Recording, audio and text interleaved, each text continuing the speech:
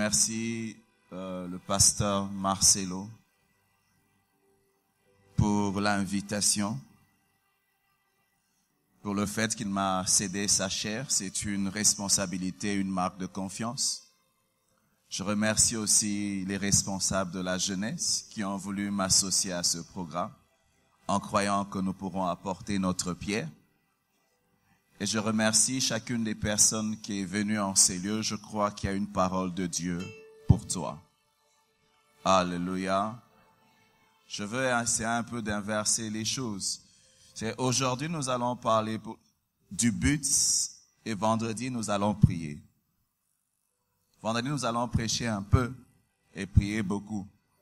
Mais aujourd'hui, nous voulons donner une direction à notre soif. Alléluia. Certes, nous recevrons une puissance, le Saint-Esprit survenant sur nous. Mais le verset continue en disant « Et vous serez mes témoins ». Aujourd'hui, je vais aborder d'abord cet aspect. Parce que souvent dans l'Église, lorsque nous nous lançons en quête de puissance, sans but, on finit par faire des bêtises. Je me souviens au début de ma foi, j'ai eu à voir des jeunes serviteurs recevoir l'onction et la puissance de Dieu. Commencer à opérer dans la puissance. Je suis allé dans des réunions, je suis rentré choqué. J'ai vu des jeunes de 18 ans, de 19 ans, qui avaient reçu quelque chose de fort de la part de Dieu. Mais ils en ont fait un spectacle. Ils touchaient des poteaux comme ça, ils touchent les poteaux. Il dit, allez viens, tu touches les poteaux. La personne touche les poteaux, elle tombe. Il dit, je vais vous montrer la puissance aujourd'hui. Elle prend un verre d'eau, elle le met dans sa bouche, et puis elle donne, la personne boit, elle tombe. C'était du n'importe quoi. Je demandais, mais après ça, après que les gens soient tombés, après que les gens aient touché les murs ou bien les sols et qu'ils soient tombés, qu'est-ce qui se passe après? Souvent, lorsque les jeunes commencent à opérer dans la puissance et qu'ils n'ont pas de but, ils abusent de ces choses et finissent par attrister le Saint-Esprit. Alléluia. Avant que Jésus n'envoie ses disciples, avant qu'ils ne répandent de son esprit, il leur a donné le but pour lequel ils répandaient de son esprit. Alléluia. Nous allons ouvrir nos Bibles dans le livre de Luc 15 à partir de 1 à 10. Et puis nous lirons aussi dans Luc 19, 10. Et puis nous lisons dans Jean 12, 19 à 24. Je veux lire au nom du Seigneur. Tous les publicains et les gens de mauvaise vie s'approchaient de Jésus pour l'entendre. Et les pharisiens et les scribes murmuraient, disant, cet homme accueille des gens de mauvaise vie et mange avec eux. Mais il leur dit cette parabole. Quel homme d'entre vous, s'il a 100 brebis et qu'il en perde une, ne laisse pas les 99 autres dans le désert pour aller après celle qui est perdue, jusqu'à ce qu'il la retrouve. Lorsqu'il l'a retrouvée, il la met avec joie sur ses épaules. Et de retour à la maison, il appelle ses amis et ses voisins et leur dit, réjouissez-vous avec moi, car j'ai retrouvé ma brebis qui était perdue. De même, je vous le dis, il y aura plus de joie dans le ciel pour un seul pécheur qui se repent que pour 99 justes qui n'ont pas besoin de repentance. Ou quelle femme, si elle a 10 drachmes et qu'elle en perd une, n'allume une lampe, ne balaye la maison et ne cherche avec soin, jusqu'à ce qu'elle la retrouve. Lorsqu'elle a retrouvé, elle appelle ses amis et ses voisines et dit, réjouissez-vous avec moi, car j'ai retrouvé la drachme que j'avais perdue. De même, je vous le dis, il y a plus de joie devant les anges de Dieu pour un seul pécheur qui se repent. Nous lisons dans Luc 19, 10. Car le Fils de l'homme est venu chercher et sauver ce qui est perdu. Et puis nous allons dans Jean 12, 19. Les pharisiens se dirent donc les uns aux autres, vous voyez que vous ne gagnez rien, voici le monde est allé après lui. Quelques Grecs du nombre de ceux qui étaient montés pour adorer pendant la fête s'adressèrent à Philippe de Bethesda et en Galilée et lui dirent avec instance, Seigneur, nous voudrons voir Jésus. Philippe alla leur dire à André et Philippe le dirent à Jésus. Jésus leur répondit, l'heure est venue où le Fils de l'homme doit être glorifié. en vérité, je vous le dis, si le grain de blé qui est tombé en terre ne meurt, il reste seul. Mais s'il meurt, il porte beaucoup de fruits. Merci, vous pouvez vous rasseoir. Nous venons de lire une parabole que beaucoup d'entre nous connaissent. La Bible présente un homme qui a 100 brebis et qui en perd une. La Bible dit que cette personne laisse 99 brebis et va seulement en train de chercher la seule brebis qui était perdue. Pour laisser 99 et aller chercher une seule qui est perdue, cela veut dire que tu donnes beaucoup de valeur et d'importance à ce qui était perdu. La Bible aussi continue en disant qu'il y a un homme qui avait 100 pièces. Il perd une, il laisse celle qu'il avait juste à la recherche de celle qui est perdue. Et puis la Bible explique en disant que il y a plus de joie au ciel pour un pécheur qui se repent que pour 99 justes.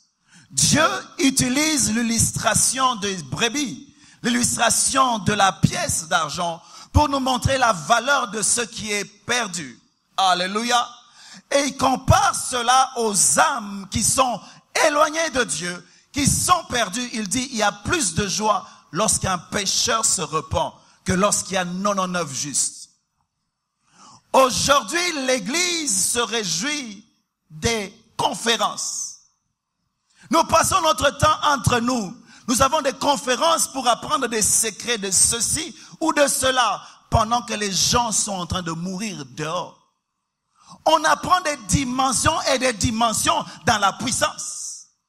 Pour faire quoi? Alors que les âmes sont en train de mourir dehors. L'Église aujourd'hui est concentrée sur elle-même. Elle devient tellement égoïste. Nous avons des soirées, des veillées, beaucoup de programmes où il y a seulement des chrétiens. Et nous nous baladons de conférence en conférence, convention en convention. Dieu est content de ces choses. Mais je vous assure que pendant que nous sommes en train de nous rassembler en ces lieux, si quelqu'un dehors gagne une seule âme, Dieu est plus content de la réunion qu'il y a dehors que celle qu'il y a en ces lieux. Église, nous devons changer. Je ne sais pas qu'est-ce qui se passe aujourd'hui. Je ne sais pas si nous comprenons pourquoi Jésus-Christ permet que l'Église soit encore sur la terre. Je ne sais pas si nous réalisons la valeur de ce qui est perdu. Vous savez, lorsque Dieu parle peut-être des brebis, comme moi et toi, on n'est pas fermiers, on ne réalise pas la valeur d'une brebis, n'est-ce pas? Tu as 100 brebis, une se perd. Est-ce que vraiment tu vas les chercher toi? Tu dis non, j'attends seulement un peu, les autres vont faire d'autres brebis, n'est-ce pas? J'attends, c'est pas grave. Tu as 10 pièces, une se perd. Bon. Et c'est perdu, hein, mais j'en ai 9. C'est pas grave. Alléluia. Alors Dieu ajoute une autre parabole pour que nous puissions comprendre la valeur de ce qui est perdu. Juste après la parabole des drachmes perdus, il y a la parabole de l'enfant prodigue. Un père avait 2 enfants. L'un d'entre eux, un jour, décide de s'éloigner de son père. Il va et dilapide tout ce qu'il avait. Et puis pendant ce temps-là, un jour, il décide, il dit, non, je veux rentrer dans la maison de mon père. Je souffre trop loin de lui. La Bible déclare qu'alors qu'il était en train de rentrer vers son père l'a vu de loin. Alléluia. Pour que son père le voie de loin, ça veut dire que tout le soir, son père vérifiait, est-ce que mon enfant est en train de rentrer? Tout le soir, est-ce que mon enfant est en train de rentrer? Tout le soir, son père était inquiet. Il espérait que son enfant allait rentrer. Et lorsqu'il a vu de loin, le père a couru. Il a serré son enfant dans ses bras. Il a restauré. Le Seigneur veut nous dire ceci. La valeur de ce qu'il a perdu, ce n'est pas une brebis. La valeur de ce qu'il a perdu, ce n'est pas de l'argent. La valeur de ce qu'il a perdu, c'est un enfant qu'il a perdu. Lorsque Dieu a perdu Adam, un jour il vient dans la présence, dans le jardin d'Éden. Il vient afin de communier avec Adam. Il arrive là où il avait l'habitude de passer du temps avec Adam. Adam n'était plus là. Le péché l'avait séparé de Dieu. Il a commencé à crier, Adam, où es-tu? Où es-tu? Il y a un cri au ciel en faveur des perdus. Il y a un cri au ciel qui est en train de crier. Le Père est en train de dire, Adam, où es-tu? Adam, où es-tu? Tous les jours, ce cri existe. Adam, où es-tu? Le Père regarde. Est-ce que Adam va revenir? Depuis que l'homme a chuté, Dieu a commencé un business. Le business de Dieu, c'est d'aller chercher les perdus et de les sauver. Parce que Dieu veut sauver les perdus. Vous savez, si tu perds un enfant, je t'assure, peut-être parmi vous, il y a beaucoup de jeunes qui n'ont pas d'enfants. Un parent qui perd un enfant, il ne dort plus. Un parent qui perd un enfant a du mal à manger. Je vous assure, hein. Quand tu manges, je demande, moi je mange maintenant. Mais est-ce que mon enfant a mangé là où il est? Si les gens l'ont kidnappé, est-ce qu'on est en train de le maltraiter? Qu'est-ce qu'on est en train de lui faire? Tu imagines être un parent, tu vas commencer à te poser des questions. Qu'est-ce qui arrive à mon enfant? Qu'est-ce qui arrive à mon enfant? Dieu a perdu des fils. Si les humains que nous sommes s'inquiètent autant si nous perdons des enfants, à combien plus forte raison Dieu? Il y a un cri dans le cœur de Dieu. Vous savez, mon frère et ma soeur, pour que tu sois capable d'évangéliser, il faut que tu sois connecté au cœur de Dieu au ciel, afin que tu réalises la valeur des perdus, afin que tu réalises pourquoi Dieu tient autant, afin que tu réalises pourquoi il y a la joie quand un pécheur rentre. Ah, mon fils, tu es rentré, tu es rentré, tu es rentré. Lorsque Jésus-Christ vient sur la terre, il déclare, ma mission, je suis venu pour faire quoi?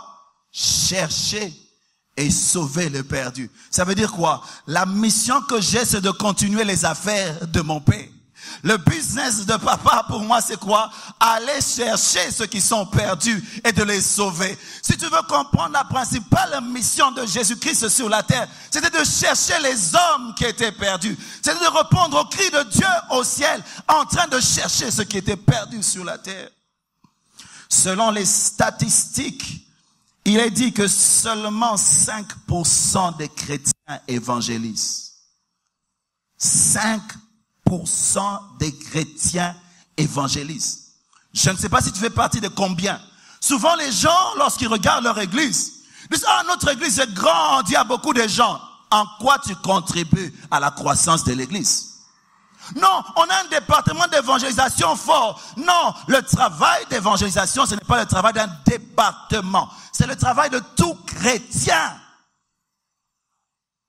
Les humains aujourd'hui, lorsque une femme a des problèmes pour avoir un enfant, elle souffre, elle pleure, elle est triste. Pourquoi? Elle ne parvient pas à donner naissance à des enfants physiques. Mais aujourd'hui, il y a des chrétiens stériles spirituellement. Ils ne donnent pas naissance aux âmes. Les gens ne sont pas sauvés à travers eux. Mais ils ne sentent rien.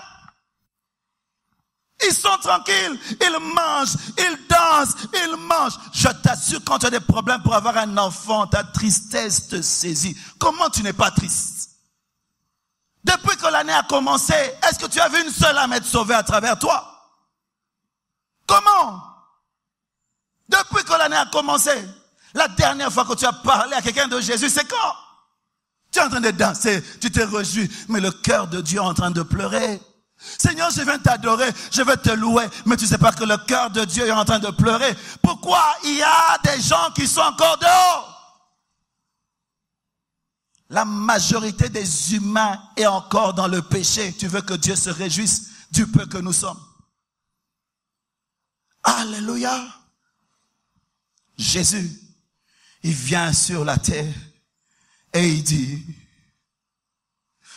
que le Père, tellement qu'il aimait les humains qui sont perdus, il a dit, je dois les sauver. Il dit, ok. La Bible dit dans Jean 3,16, car Dieu a tant aimé le monde qu'il a donné. Il dit, Jésus, va chercher Adam. Quel que soit le prix, mais trouve-le. Quel que soit le prix, quel que soit ce qu'ils vont te faire, sauve-les. Je tiens à les avoir avec moi. Vas-y. Le Père a accepté de faire un sacrifice ultime afin de te sauver. Lorsque Jésus vient sur la terre, même chose, il dit, je suis venu chercher les perdus.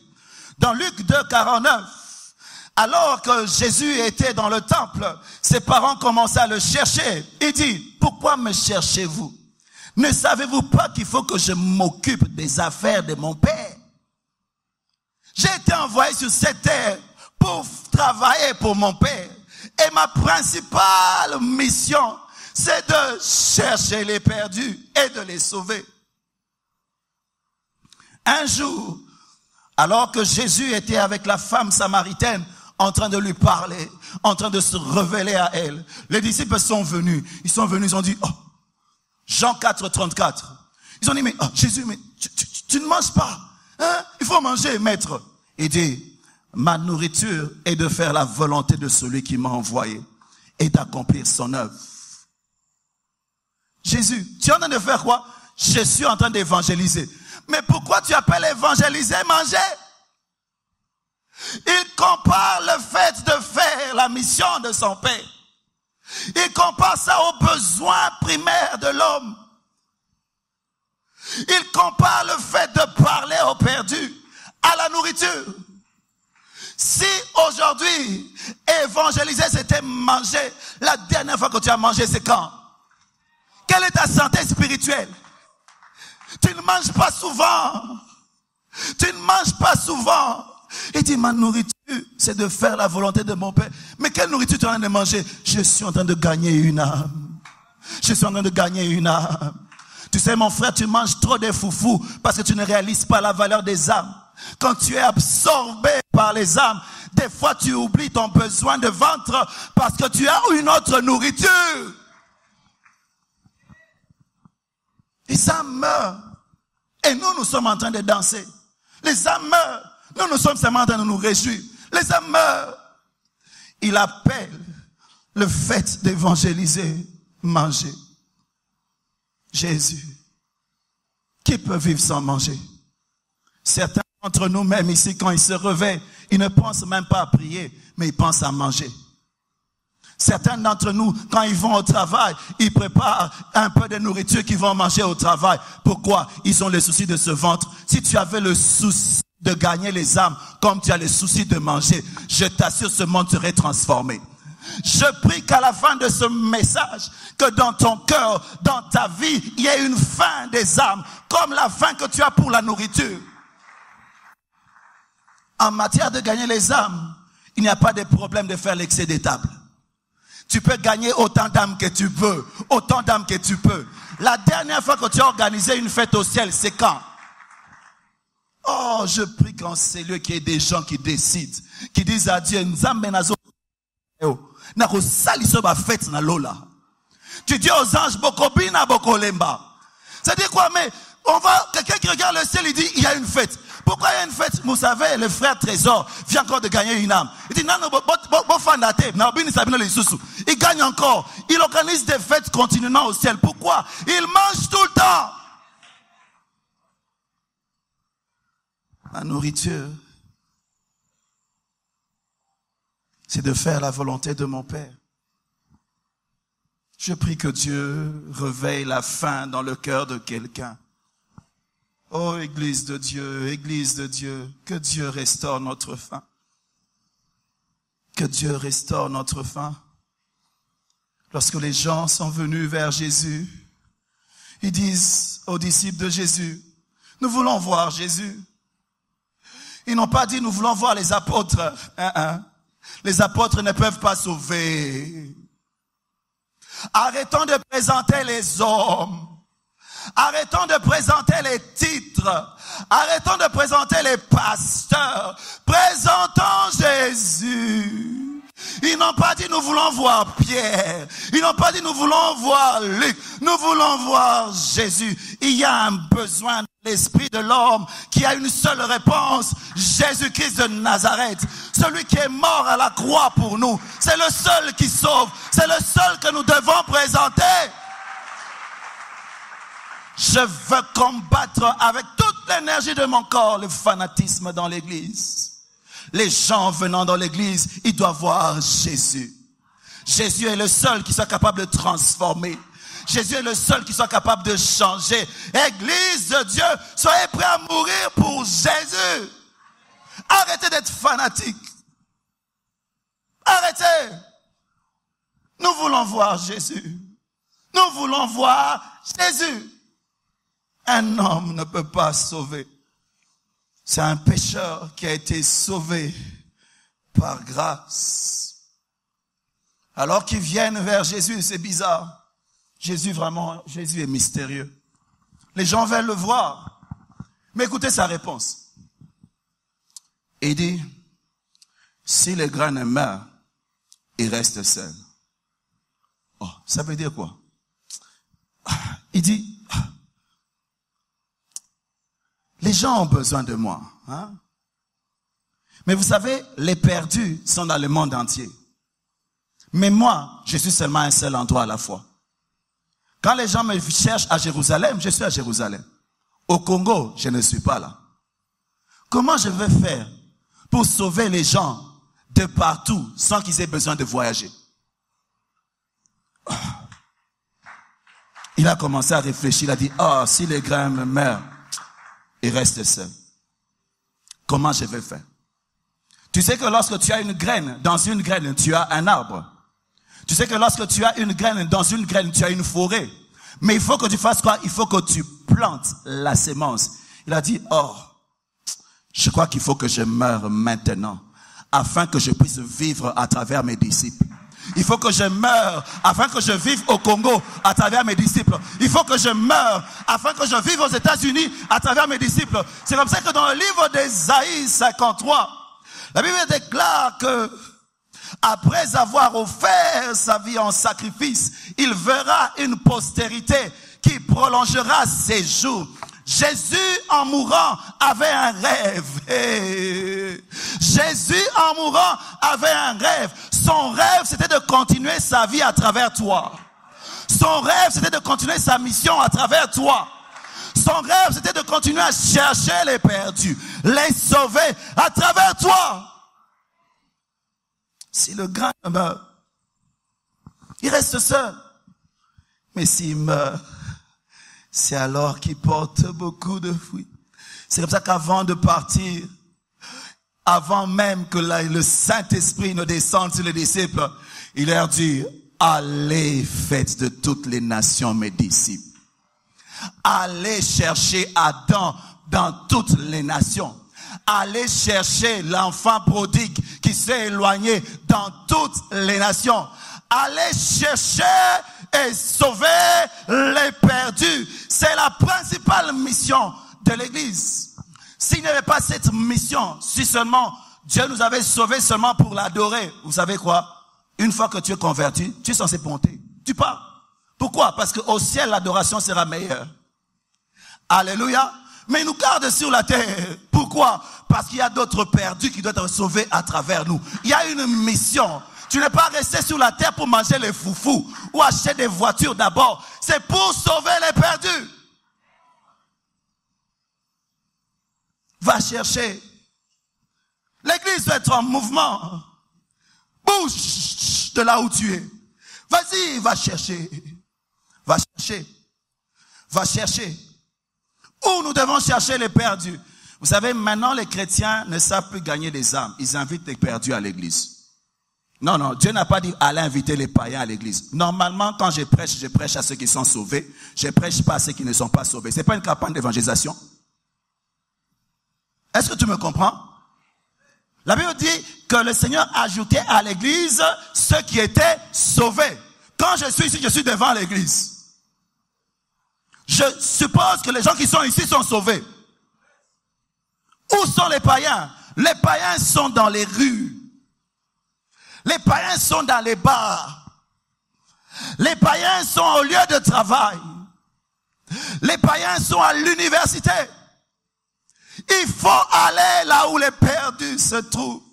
Vous savez, dans notre église, nous avions décidé de faire une action spéciale. Vous savez, le diable nous fait trop souffrir. Il attaque, tomber les gens. Alors on a dit, on va changer les stratégies. Vous savez que la meilleure défense, c'est l'attaque. Si tu te bats contre quelqu'un, tu ne fais que barrer les coups. Un coup va te toucher. Si tu veux bien l'avoir, arrête de barrer, donne-lui aussi des coups. Alors nous avons décidé, nous avons dit non, nous allons donner des coups au diable maintenant. On s'est dit, bon, il y a une avenue dans notre ville là. L'avenue la plus polluée. Je sais pas, ici c'est Matongé. On l'appelle Long Street. Il y a des bars, il y a des boîtes de nuit, il y a des prostituées. Il y a en tout cas Long Street. Beaucoup de chrétiens sont tombés sur cette avenue là. Alléluia. Je te donne pas une information pour que quand tu viens à Cape Town, tu cherches l'avenue. Non. Alléluia. Je donne un témoignage. Alors on s'est dit, on va aller évangéliser sur cette avenue. Nous avons invité l'église, pas pendant la journée, parce que là-bas, les gens travaillent les soirs. L'église est venue les soirs. Les gens sont venus les soirs, pas pour une veillée. Les soirs, les gens se sont rassemblés. Nous avons envoyé les chrétiens sur Long Street. Ils sont allés évangéliser. Évangéliser la nuit aux prostituées. Ils m'ont dit, lorsqu'ils sont allés sur le terrain, ils ont rencontré aussi un autre groupe de chrétiens qui faisait la même chose. C'est comme si vous êtes un régiment, vous rencontrez un autre régiment de la même armée. Dis, on est ensemble, on est ensemble. La division dans l'église, c'est parce que les gens n'évangélisent plus. Lorsque nous évangélisons, nous allons arrêter de nous battre parce que la moisson est grande. Il y a peu d'ouvriers. Ça te fait du bien de savoir que tu as un allié.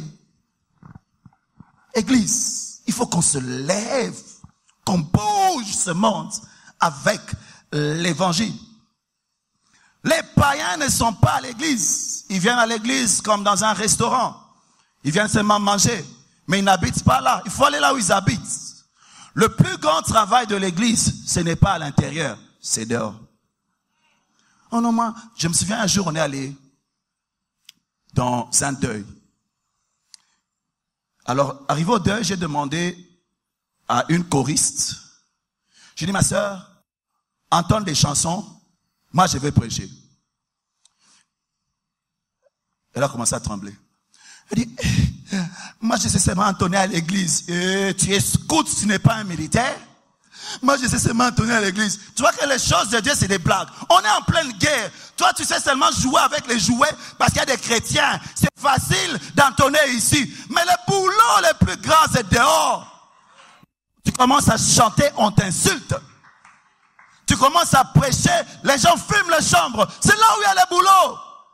Chante seulement de l'église. Non, l'armée de Dieu est aussi composée des adorateurs. Ils vont sur le champ de bataille. Pour la prise de Jéricho, les adorateurs sont descendus sur le champ de bataille. C'était aussi des soldats. Alléluia. Non, moi je sais seulement chanter à l'église. L'église, scout, tu n'es même pas militaire. Il dit, allez à Jérusalem. Jérusalem, c'est ta famille autour de toi.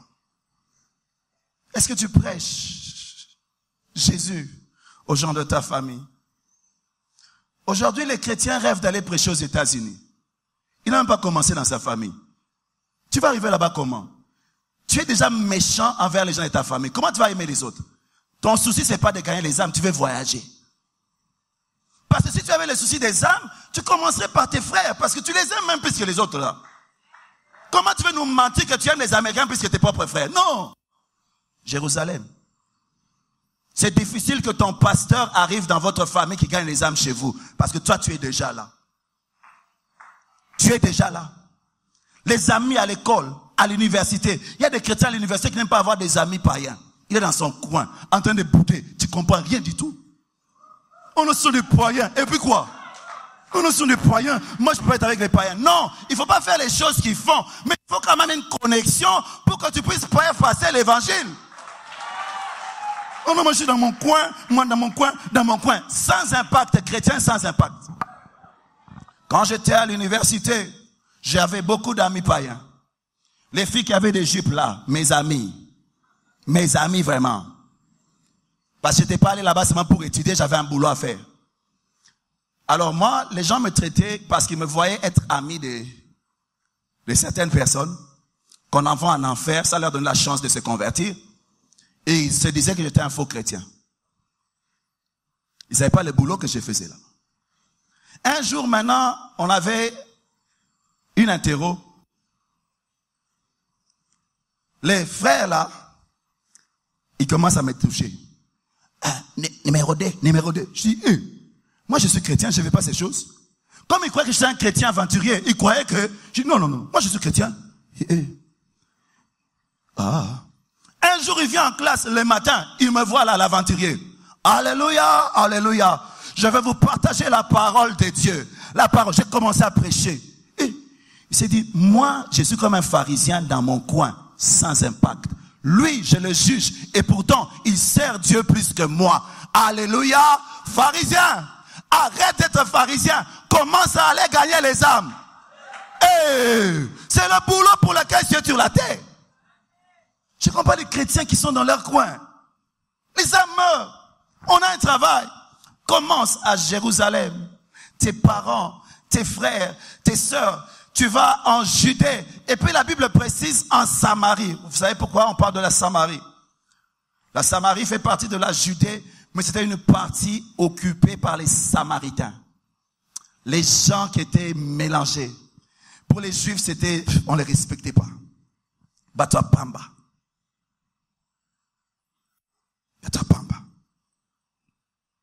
Vous savez qu'il y a toujours un groupe de gens à qui on n'évangélise pas parce qu'on ne les respecte pas.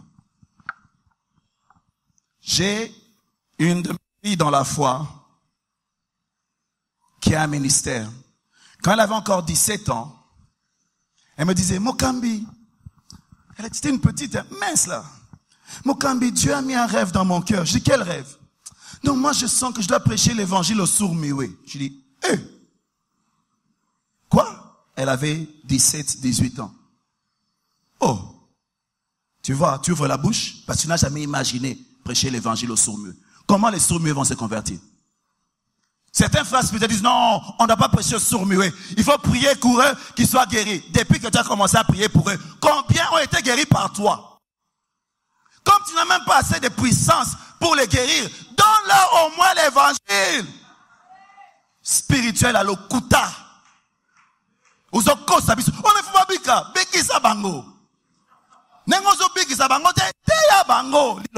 Et qu'on on a katiboke lola. Parce que s'il faut qu'ils attendent que tu deviennes puissant pour les guérir, peut-être qu'ils vont mourir aller en enfer. Après des années, je l'appelle, je dis, comment ça va? Où en est le rêve que tu as dit? Mokambi, j'ai commencé à prendre des cours où on apprend le langage des sourds-muets. Je dis, moi, on a sérieuse, hein? Elle a appris. Je l'appelle encore, elle me dit, non, Mokambi, j'ai commencé. Maintenant, là, elle a un ministère auprès des sourds-muets. Elle prêche aux sourds-muets. Elle prêche aux sourds-muets. Elle prêche. C'est une communauté dont l'église ne s'en occupe pas. On veut tous aller aux États-Unis. On veut aller dans les beaux pays. Alors qu'il y a une communauté au milieu de nous dont on ne s'occupe pas. Les Chégués qu'on traite comme n'importe quoi. Les Chégués ont la même âme que toi. La même âme. Samarie. Les prostituées dans les rues. Tu passes ton temps en train de les juger. Mais est-ce que tu entends les cris, les bruits des chaînes sur leurs pieds quand ils se baladent? Ils sont enchaînés. Ils souffrent. Dans notre église, il y a une sœur qui s'est convertie. Le travail qu'elle faisait, c'était les femmes qui dansent nues sur des poteaux dans les boîtes de nuit. Mais un jour, elle est venue, elle dit, j'ai besoin de Dieu. On a prié pour elle, Dieu l'a délivrée. Aujourd'hui, c'est une femme qui vit dans la crainte de Dieu, comme tu n'as pas possible. Arrête d'envoyer les gens en enfer sans leur donner l'opportunité de rencontrer Jésus. Nos préjugés stoppent les gens de se convertir. Présentons Jésus au monde. Et puis, nous allons dans les extrémités de la terre. Tu es actif sur Facebook pour toucher les extrémités, mais tu es inactif devant les gens que tu vois. Oh. Et l'église d'aujourd'hui. Il prêche du matin au soir sur Facebook. Mais demande aux gens autour de lui s'ils savent qu'il est chrétien. Ils ne savent même pas. Oh non, j'évangélise l'extrémité. Non, évangélise les gens que tu vois d'abord. D'abord, Jérusalem. Jésus dit, allez, levez les yeux. Levez les yeux. La moisson est prête. Levez les yeux. Regardez. Ne dis pas j'ai le temps. Il y a une urgence. Il faut lever les yeux, voir les gens qui se perdent autour de nous. La moisson est grande, il y a peu d'ouvriers. Peu d'ouvriers. Lorsqu'il dit allez chercher les perdus, ça veut dire quoi? Vous savez, lorsqu'on cherche, on doit faire des efforts. La femme là qui cherchait la pièce qui était perdue, elle a dû se mettre à genoux. Elle a commencé à essuyer. Elle a soulevé les lits. Elle a mis des positions compliquées. Alléluia. Elle a fait un effort. Pour gagner les âmes, il faut faire des efforts. Il faut avoir des stratégies. Tu es à la maison, tu réfléchis. Comment je vais gagner les âmes dans ma classe? Comment je vais gagner les âmes au boulot? Tu dis peut-être je commence à mettre un t-shirt, on a écrit Jésus t'aime. C'est la guerre. Il faut une stratégie dans la guerre. Tu réfléchis, tu donnes le temps. Comment tu payes le prix? Elle a allumé la lampe. Elle a balayé la maison. Elle a cherché avec soin. Jusqu'à ce qu'elle a trouvé. Un jour, alors que j'allais à l'université, on était dans le taxi-bus. Alors qu'on montait, j'ai entendu quelqu'un dire « Alléluia! Amen! Alléluia! Amen! » Il a commencé à prêcher. Il a prêché, il a prêché, il a prêché. Il a dit, qui veut donner sa vie au Seigneur? Les gens ont levé les mains, ils ont donné leur vie au Seigneur. Et puis après, il a payé, et puis il est parti. Moi, j'étais là, j'ai dit, ah, Seigneur, je suis monté dans le même taxi-bus. J'avais aussi les mêmes montants pour les payer. Mais lui, il a utilisé son argent pour travailler pour le royaume de Dieu. Moi, la seule chose que j'ai faite, c'était d'aller étudier. C'est ce que nous sommes. Tu es dans un taxi, tu restes calme. Pendant que tu es calme, sache que dans le monde, il y a des gens qui utilisent toute opportunité pour annoncer Jésus. Ça m'a culpabilisé. J'ai dit, ah, mais les chrétiens comme moi, on a le même Jésus, mais sauf que lui, il a décidé. D'autres vont dire, j'attends que le Saint-Esprit me parle. Non, Jésus a déjà parlé. Il a dit, allez, on n'a pas besoin d'une autre injonction. Oh non, l'Esprit ne m'a pas poussé. Tu n'as pas besoin qu'il te pousse. Il a déjà parlé. Dieu a déjà parlé. Il a parlé. Pourquoi tu veux qu'il se répète? Il a parlé. Va, ouvre ta bouche. Cherche. On peut chercher aussi dans la prière. Quelle est la dernière fois que tu as passé du temps dans de prier pour que les gens se convertissent? Si je dis aujourd'hui, prions pour notre vie, pour l'argent. Yeah, yeah, yeah, yeah, yeah. Mais les gens vont prier, tu ne pourras pas me les stopper. Les gens vont prier. Ah, bongo, bongo, bongo. Viens. Tous les versets. Viens, je t'ordonne. Viens ici. À gauche, viens ici. Je t'ordonne. Si je dis maintenant, lèvons-nous, combat spirituel. Les gens, tu ne les demandes pas de se lever. Ils se prennent des positions. Ils commencent à chasser, lier, ligoter, tout ce que tu veux. Mais si tu dis prions pour les âmes, 5 minutes après, il n'y a plus rien à dire. 5 minutes après, rien à dire. Pourquoi? On ne réalise pas la valeur des âmes. Est-ce que tu peux agoniser pour les âmes? Tu pleures, tu pleures. Mais pourquoi tu pleures? Tu as des besoins? Non, Jésus, sauve. Sauve les âmes. Il y a un homme de Dieu qui prie et dit, Seigneur, donne-moi les causes où je meurs.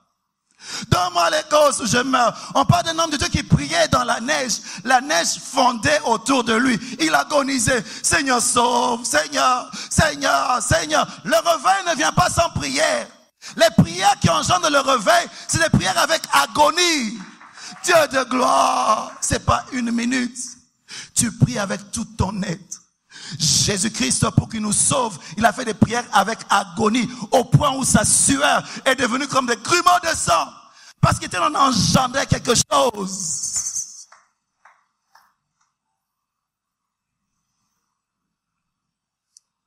Dans la petite expérience que j'ai avec Dieu, je me suis rendu compte que quand tu pries pour les païens, ils se convertissent.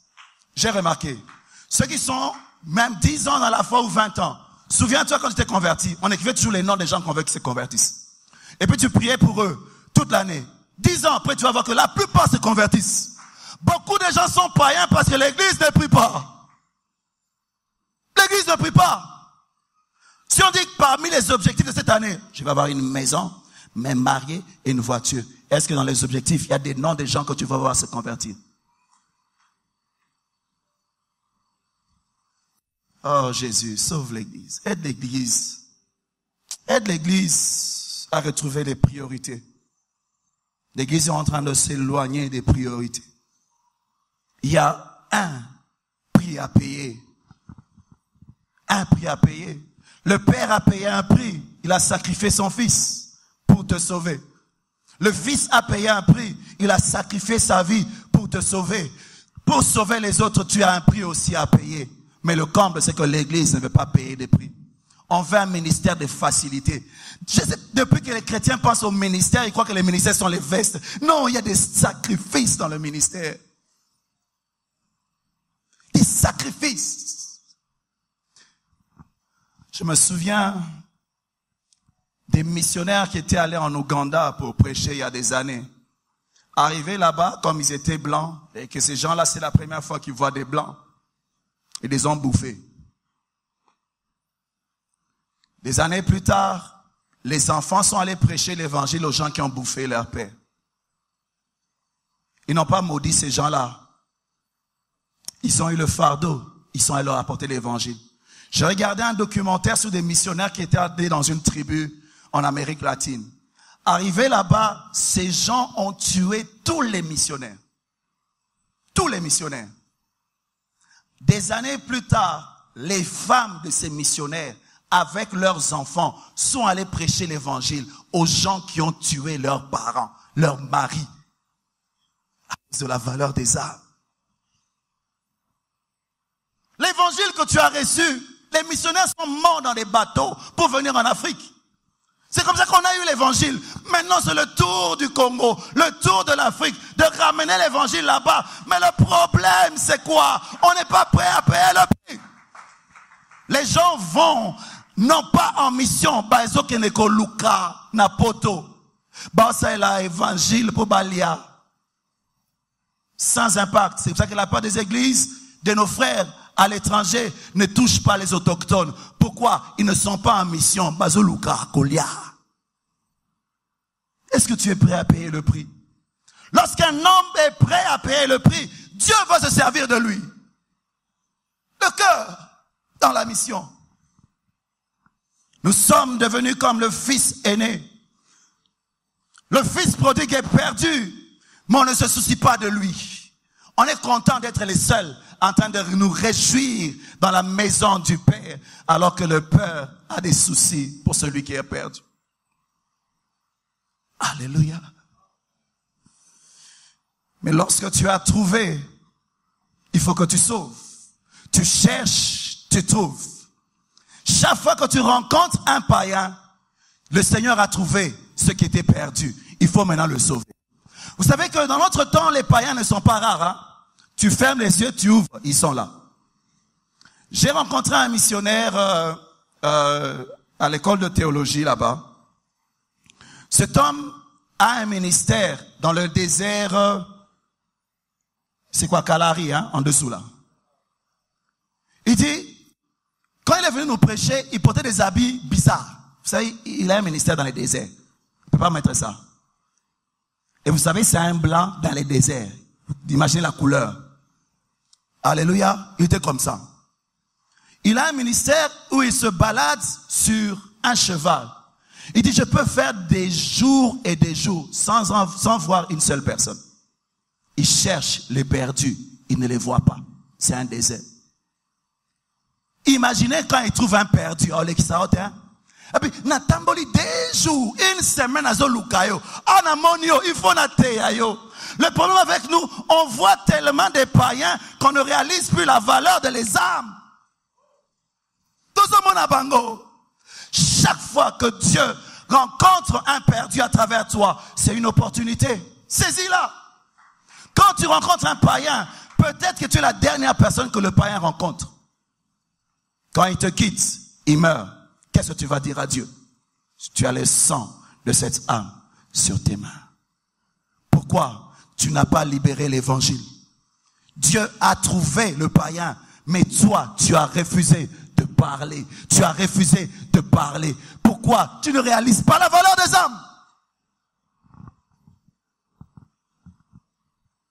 Prêche l'évangile en toutes circonstances favorables ou non. Il y a une urgence. Le Seigneur revient bientôt. Non seulement ça, un homme peut mourir à n'importe quel moment. Chaque fois que tu peux, parle de Jésus. Parle. Ne rate pas l'opportunité. Ne rate pas. On nous prêche tellement comment ne pas rater saisir le moment. Saisir les moments par rapport à la vie sur la terre. Mais les gens ratent des moments de gagner les perdus. On ne voit pas les opportunités. Le matin, tu es censé te réveiller. Seigneur, donne-moi une opportunité. Donne-moi l'opportunité de parler à quelqu'un de Jésus. Donne-moi l'opportunité de témoigner de Jésus quelque part. Alléluia. Lorsque Jésus a sauvé le fou de Gadara, le fou de Gadara a voulu suivre Jésus. Jésus lui dit non, ne viens pas. Va raconter aux autres ce que j'ai fait pour toi. Chacun d'entre nous a un témoignage, n'est-ce pas? Quelle est la dernière fois que tu as raconté ton témoignage à quelqu'un? Vous savez, moi, j'étais un coureur de jupons. Jésus m'a sauvé. Moi, j'étais lié par la drogue. Jésus m'a sauvé. Quelle est la dernière fois? Tu as honte de Jésus? Tu as honte? Quelle est la dernière fois? Il y a des gens qui sont sauvés seulement par notre témoignage. Jésus dit au fou de Gadara, tu sais, toi, tu avais 2000 démons. Ça veut dire quoi? Tu peux un jour pour un démon. J'avais les démons de convoitise, j'ai été délivré. Demain, j'avais un démon de peut-être de l'alcoolisme, j'ai été délivré. Il a 2000 jours en train de témoigner. Les choses par lesquelles Dieu t'a délivré, ce sont des histoires que tu peux raconter. N'aie pas honte de l'œuvre de Dieu dans ta vie. Parle. Parle. Parle. À l'époque, les gens étaient contents de parler de l'œuvre que Jésus a fait dans leur vie. Pourquoi tu as honte? Tu as honte de Jésus? Tu as honte? Alléluia. N'oublie pas le rêve de Jésus. C'était de vivre à travers toi. N'oublie pas que le peuple autour de toi a un désir. Ils veulent voir Jésus. Le rêve de Jésus, c'était de venir vivre dans ton corps et de se présenter aux hommes à travers toi. Je ne sais pas s'il y a quelqu'un ici qui a déjà vu Jésus dans un corps de femme. Regarde, il y a une sœur à côté de toi. Regarde-la. Dis, ma sœur, est-ce que tu nous montres Jésus? Jésus dans un corps de femme, est-ce qu'on l'a déjà vu? Jésus vit en toi afin de montrer comment il vit dans un corps de femme. Bilamba misusu à Jésus, Zamatata. Est-ce que les gens ne réalisent pas leurs responsabilités? Est-ce que tu réalises? On n'a jamais vu Jésus dans un corps de femme. Tout ce que tu fais doit parler de lui. On n'a jamais vu Jésus dans un corps de paix. Un corps de quelqu'un qui est marié. Jamais. Tu as l'opportunité de présenter Jésus dans ton corps. Comment tu le présentes autour de toi? Jésus avait un rêve, c'est de toucher les gens à travers toi. Mais dans beaucoup de vies, Jésus est prisonnier. Jésus est prisonnier. Il veut parler, tu refuses d'ouvrir la bouche. La seule bouche qu'il a, c'est la tienne. Si tu refuses de parler, Jésus ne peut pas parler. Il veut toucher quelqu'un, tu refuses d'étendre la main. Jésus est prisonnier dans ton cœur. Jésus est prisonnier dans ta vie. Je parle à quelqu'un aujourd'hui. Libère Jésus. Libère. Lorsque Paul était en prison, il pouvait dire que moi je suis dans les chaînes, mais l'évangile n'est pas dans les chaînes. Mais aujourd'hui, nous sommes libres, mais l'évangile est enchaîné en nous. Malheur à ceux qui gardent injustement la vérité captive. Jésus est prisonnier de quelqu'un en ces lieux. Il ne peut pas sauver, il ne peut pas toucher, parce que tu as décidé de ne pas parler. Tu as décidé de ne pas bouger. Tu as décidé de ne pas faire ce qu'il te demande de faire.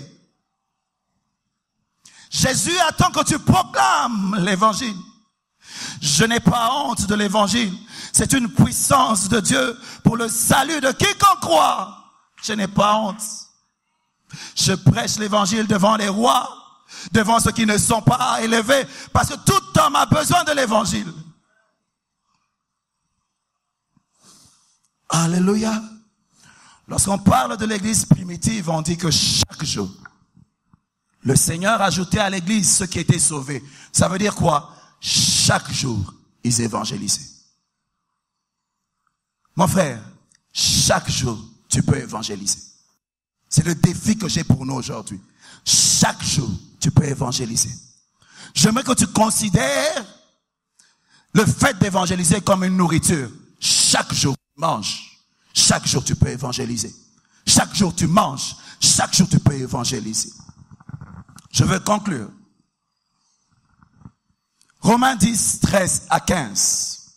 Quiconque invoquera le nom du Seigneur sera sauvé. Comment invoqueront-ils celui en qui ils n'ont pas cru? Et comment croiront-ils en celui dont ils n'ont pas entendu parler? Et comment entendront-ils parler s'il n'y a personne qui prêche? Et comment y aura-t-il des prédicateurs s'ils ne sont pas envoyés? Selon qu'il est écrit qu'ils sont beaux, les pieds de ceux qui annoncent la paix, de ceux qui annoncent la bonne nouvelle. Isaïe dit, j'entendis la voix du Seigneur qui disait, qui enverrai-je? Qui parlera pour nous? J'entendis le cœur de Dieu en train de chercher les perdus. Je cherche Adam, mais il dit, qui enverrai-je? Qui parlera pour nous? Isaïe a regardé, il a dit, me voici, envoie-moi. Envoie-moi. Est-ce qu'en ces lieux, il y a des gens qui sont en train d'écouter le cri du cœur de Dieu? J'ai perdu des enfants, je veux les chercher, mais qui enverrai-je? Qui parlera pour nous? Est-ce qu'il y a quelqu'un en ces lieux qui veut dire, Seigneur, me voici, envoie-moi? Je décide aujourd'hui de parler de Jésus dans toutes circonstances favorables ou non. Je décide aujourd'hui de considérer le fait de parler de Jésus comme manger. Je décide aujourd'hui de saisir les opportunités pour apporter l'évangile. Si tu es en ces lieux, lève-toi là où tu es. Courbons tous nos têtes dans la prière. Me voici, envoie-moi.